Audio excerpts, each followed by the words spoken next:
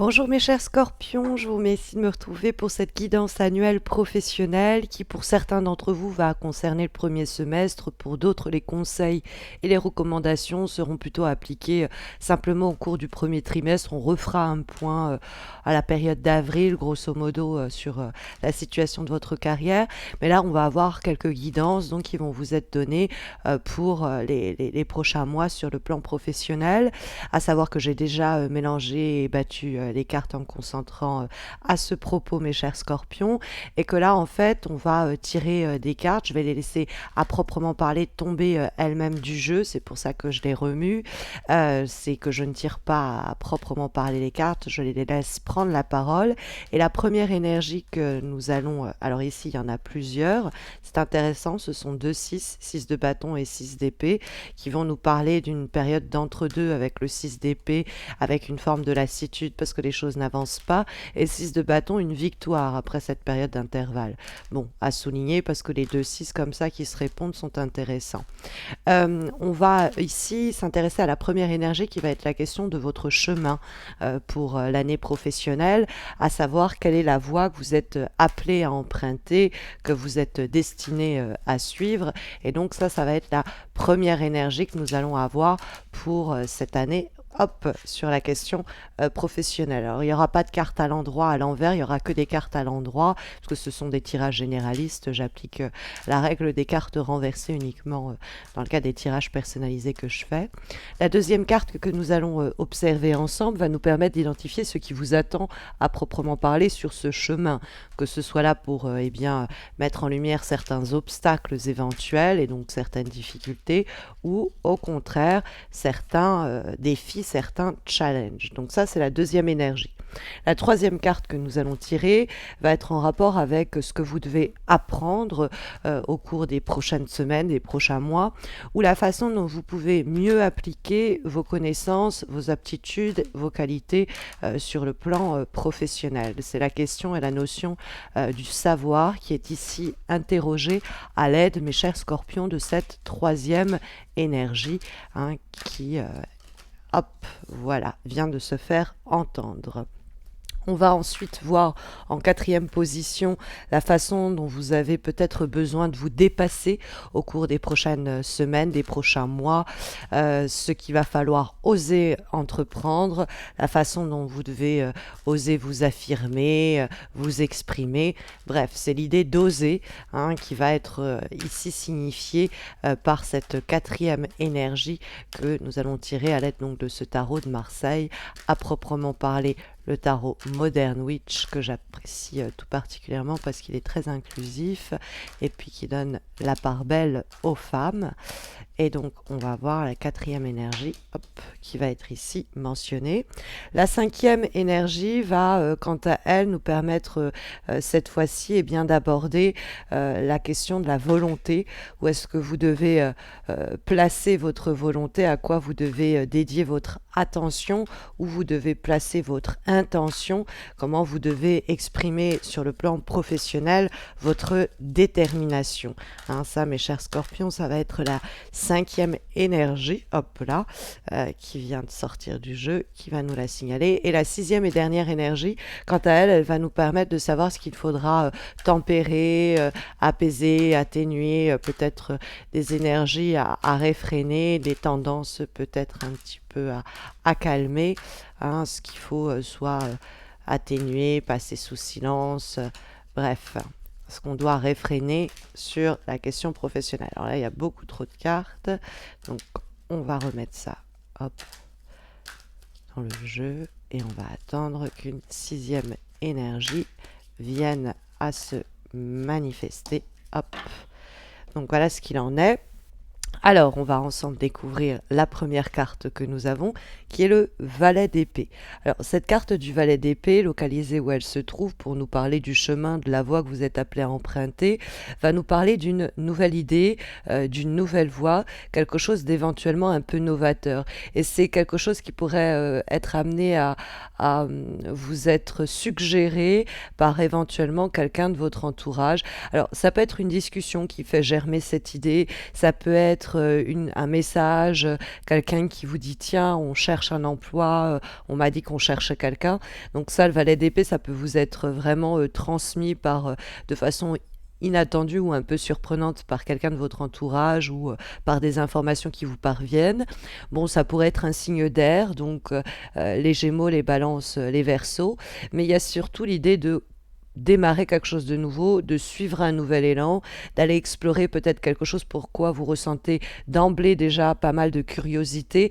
Et le valet d'épée, il y a vraiment cette idée qu'il va falloir suivre un petit peu cette opportunité qui pourrait de façon un peu imprévue bouleverser vos plans, ou alors cette nouvelle idée que vous avez eue et qu'il est possible de mettre à exécution au cours du prochain semestre, hein.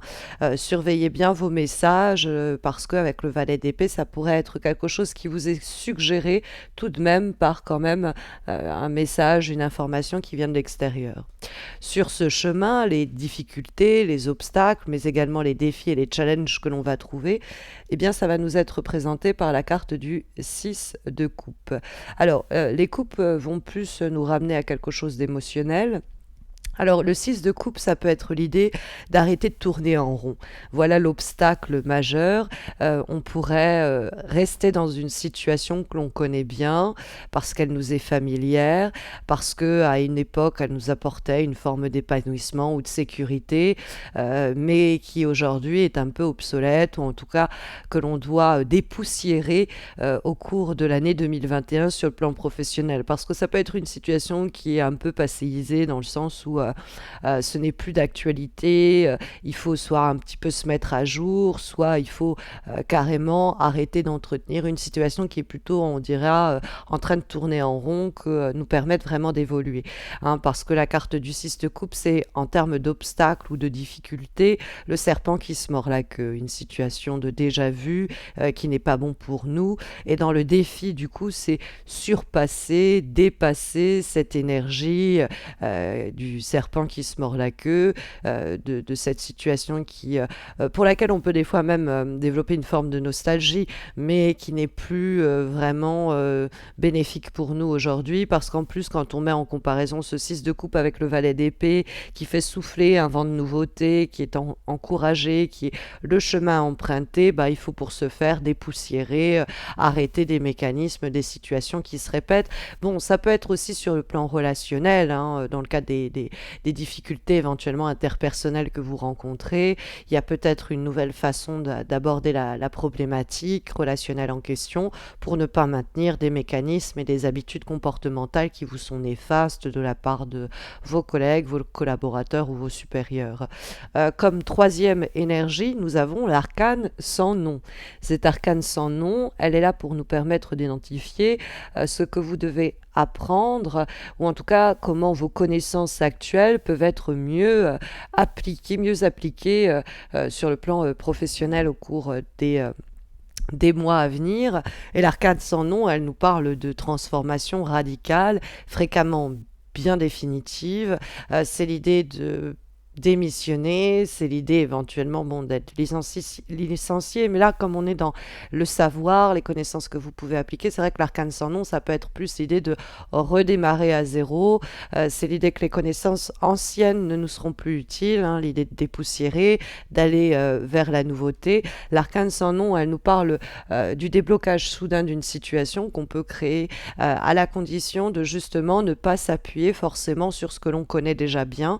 L'arcane sans nom, en termes de connaissances que vous pouvez découvrir ou apprendre, c'est justement d'aller vers quelque chose où les connaissances que vous avez sont minimes, hein. C'est l'idée de recommencer à zéro, donc il y a tout à apprendre en résumé.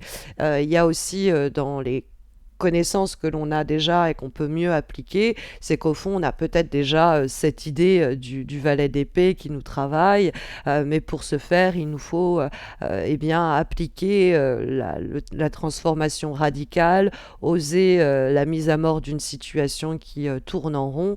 C'est un challenge, on l'a vu, qui nous était ici déjà soumis, hein, par la présence du 6 de coupe. Nous allons avoir en quatrième énergie, mes chers scorpions, Scorpion, eh bien, la carte du 10 d'épée. La carte du 10 d'épée a tendance à pas mal sortir dans les tirages que je fais sur le plan professionnel. Bon, il est question de se demander si la période de pandémie qui a stoppé pas mal d'activités est en train vraiment de se terminer sur l'année 2021.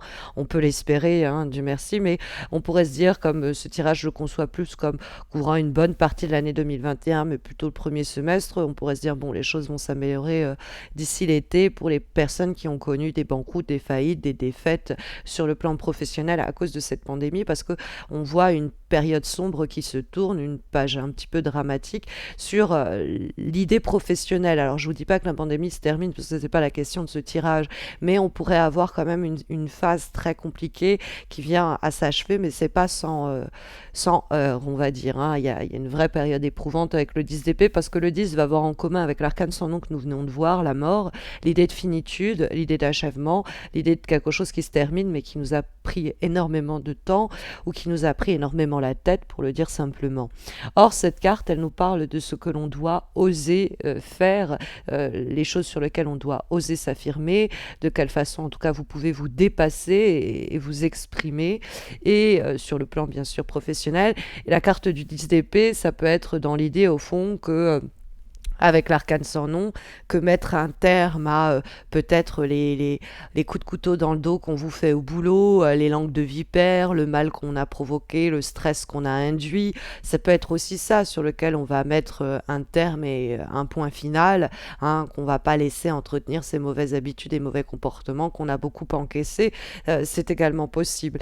Mais c'est vrai qu'il y a aussi dans l'arcane sans nom et la roue de fortune, le lapsus est là parce que c'est la roue de fortune est la 10e lame majeure, et là on a un 10, et que la roue de fortune nous parle fin de cycle, début de cycle. Il y a quand même dans cette carte du 10 d'épée, effectivement, une allusion au besoin de couper court, de tourner une page, de se dire ok, c'est bloqué, c'est une impasse, ça ne marche pas, il faut que j'aille chercher ailleurs, hein, il faut que je trouve des idées innovantes, il faut que je me laisse inspirer peut-être aussi par ce qu'on me raconte, hein. Il peut y avoir des informations qui nous sont rapportées et qui vont nous aider à passer à un cap en termes d'acceptation que c'est terminé, qu'il faut rénover, qu'il faut même plus que rénover avec l'arcane sans nom et le 10 d'épée, c'est accepter que cette façon-là, de cette manière-là, c'est mort, quoi. Ça, c'est la manière dont il faut oser, c'est mettre un terme aussi à une situation, c'est ce qu'on pourrait se dire.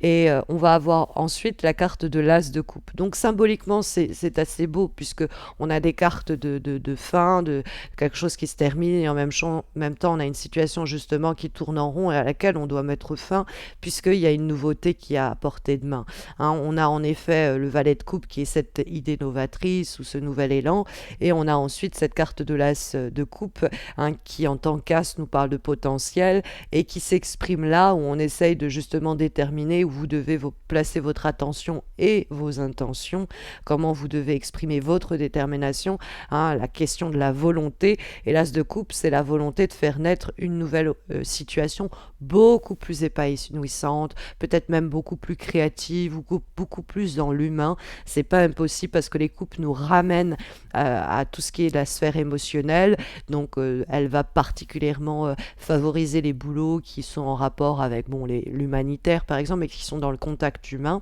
Et l'as de coupe, on a cette idée comme ça qui déborde et qu'il faut suivre, hein. Il y a comme si l'idée un peu comme si on était inspiré. Et comme dernière énergie, nous allons avoir cette fois-ci, mes chers scorpions, la très jolie carte du 3 de bâton. Le 3 de bâton, alors c'est pour nous parler de ce qu'il faut freiner, réfréner, calmer, restreindre. Et le 3 de bâton, ça peut être l'idée qu'il faut avoir justement de l'ambition, il ne faut pas se restreindre à ce niveau-là, il faut penser les choses en grand, il ne faut pas s'attarder sur des détails. C'est ce que peut nous dire aussi la carte du 3 de bâton. La carte du 3 de bâton est aussi une carte de souplesse, donc ce qu'il faut peut-être réfréner, c'est l'idée d'être rigide en se disant non, je ne termine pas ceci tant que ce n'est pas clôturé à ce niveau-là, parce que tant qu'on ne peut pas fermer cette porte-ci, l'autre n'arrivera pas à véritablement s'ouvrir. Donc même si c'est pas exactement dans le timing ou en tout cas le planning qu'on avait initialement prévu, il y a le besoin de souplesse qui est ici, on va dire, requise par la carte du 3 de bâton, qu'on vous gentil de un petit peu garder en tête, hein, réfréner ça doit être comme ça, pas autrement, j'ai prévu ce scénario-là et ça n'en sera pas un autre. Ça, c'est des attitudes ou des comportements, mes chers scorpions, qu'il faut un petit peu réfréner. On va être plus comme le roseau, on va être un peu flexible, hein, plutôt que le chêne ou le tronc d'arbre qui ne bougerait pas et serait inflexible. Et si les choses ne se produisent pas exactement comme on l'espère, on se réajuste, mais on reste dans une énergie quand même de l'action, hein, que ce tirage, malgré la présence de ces nombreuses coupes et épées qui sont plus dans le côté émotionnel et psychologique, engendre des résultats très concrets et très factuels, comme on le voit avec cet arcane sans nom. Voilà en tout cas les guidances qui vous sont délivrées dans le cadre professionnel pour cette année 2021. Pour certains d'entre vous, ce sera plutôt premier trimestre, premier semestre. On refera un point à ce sujet en avril. Mais vous savez que si vous voulez des précisions sur le mois qui arrive, février, il y a les horoscopes, hein, que je suis en train de préparer, ça arrivera bientôt. Et puis bah écoutez, j'en profite pour vous souhaiter de vive voix mes meilleurs vœux pour cette année sur le plan notamment professionnel, mais pas que, hein, sur le plan personnel et ainsi de suite. Je nous souhaite d'ailleurs à tous que l'année 2021 soit le lieu de plus de joie que l'année 2020 ne l'a été. Voilà, bah prenez bien soin de vous mes chers scorpions et puis bah à très vite j'espère.